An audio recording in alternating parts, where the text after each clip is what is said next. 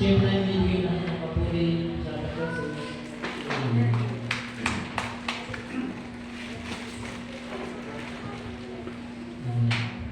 Happy Pastors Day po sa ating dalawang pastor. Narinig mo ba yan ang ating dalawang pastor? Baba? Alam?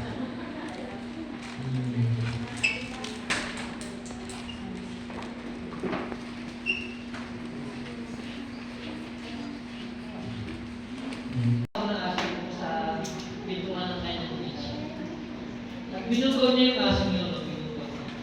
Pero po yung aso ay hindi po naalis. At nakita niyo po yung aso, pero kung dala-dala pera sa kanya. Tagad ng aso yung yung pera sa kanya. At meron nakaload sa dog tag ng aso, no? Na yung aso po ay nabili pala namin. Aso nabili ng kami, no? At yung pera dala-dala niya, no? Siyempre, yung pera, at binasa niya kung in-order ng aso. Baboy at tosino. Lagay niya ang plastic at bigay niya sa aso. At, yung aso ko ay dami-dami na. Kaya nga lang po, yung may-ari po ng picture tayo, na-curious din sa aso. Sudan niyo po yung aso. At habang sudan niya, natin niyo po yung aso ko. Nasa isang basta. Ano po yung basta? At yung bata, yung aso po pala ay nag-aabang ng bus. At tumalik na yung bus po, hindi na ng aso para ikasapos po kayo dito sa test. At ang hirap po ng aso yung nanon po, yung kapituwa, bagong bus po. Yung aso po ay may dating pambayad sa bus. Meron po siya dalang ticket. At binigay ito sa konduktor. At yung po ay bumabanan po. Hanggang sa mas po, kasi po yung may-ari ng bitsa. Yung sudan niya aso, anong gagawin yung aso eh? Nakapirsa sa aso eh. At yung aso po, habang sudan niya po, ay natin niya nabigay doon siya sa malaking bahay. At pilit tinabot ng aso yung doorbell. At bilang bumukas po yung gate, at pinapasok ng audio aso. At sinundan pa rin yung kaya lumichat yung aso. At nakita niyo po, yung aso po ay pinagmamalutan ng amo.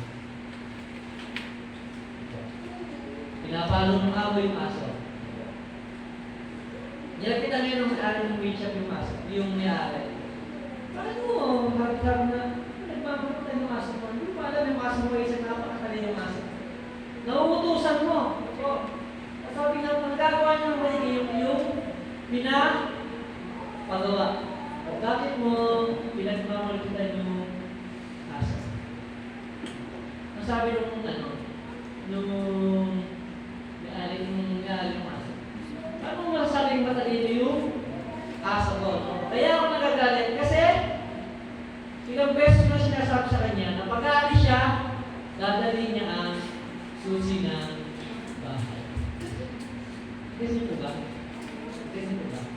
Sabi nga po, minsan po sa buhay natin, kahit ano kung galing natin po, pero hindi po lahat ng tao nag-ugis natin. Sa konting pagkakamali natin, sabi nga po ay nagkakaroon ng hindi pagkakaunawaan. At sa atin po ngayon pag-aaral, Pastor and the congregation relationship. Amen po. Alam niyo po, sa buhay po ng leader ng simbahan sa mga kagawad. Minsan po ay meron hindi pagkakita yung pastor. Bakit hindi maatin ng tao to? Minsan hindi natin alam po yung mga bagay-bagay sa relasyon po ng pastor at mga member. Tama po ba? Amen po ba? Po, kung meron mga ganong sitwasyon mga pagkakataon po. Nasabi natin kung bakit ganito, bakit ganyan po. Nasabi na po minsan, sabi na po, anong gawin natin po? Ang mga pastor, po, sabi natin, ang gawin